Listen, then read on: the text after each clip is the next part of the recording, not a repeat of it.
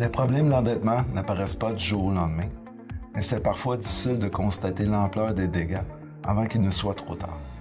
J'ai récemment aidé une famille qui a travaillé pendant des années pour se donner une belle qualité de vie, tant pour le couple que pour leur fils adolescent. Ils étaient propriétaires d'une jolie maison dans un beau quartier. Ils épargnaient régulièrement en vue de la retraite et prévoyaient aider leur fils pendant ses études universitaires. Mais lorsque la femme a dû quitter son emploi pour des raisons médicales, la famille a eu du mal à s'ajuster à un seul revenu. Après des années à compenser au moyen de cartes de crédit et à n'effectuer que les paiements minimaux, la réalité a fini par les rattraper. Tout à coup, ils se sont retrouvés avec des dettes de plus de 40 000 et ils avaient bien du mal à boucler les fins de mois. Cette famille, autrefois heureuse et unie, s'entre-déchirait à cause du stress provoqué par des problèmes qui ne faisaient qu'empirer.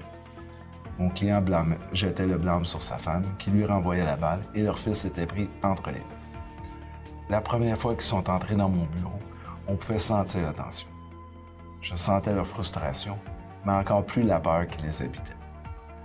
J'ai laissé la chance à tout le monde de s'exprimer et de mettre carte sur table, puis nous avons commencé à travailler ensemble à l'élaboration d'un plan qui leur permettrait de rembourser leurs dettes sans abandonner leur objectif financier.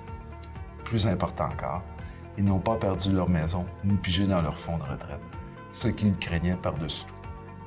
Et le meilleur dans tout ça, c'est que j'ai pu voir leur colère se transformer en soulagement au fil de leur visite.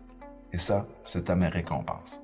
L'amour de ce couple était contaminé par le stress et j'ai été en mesure de les aider.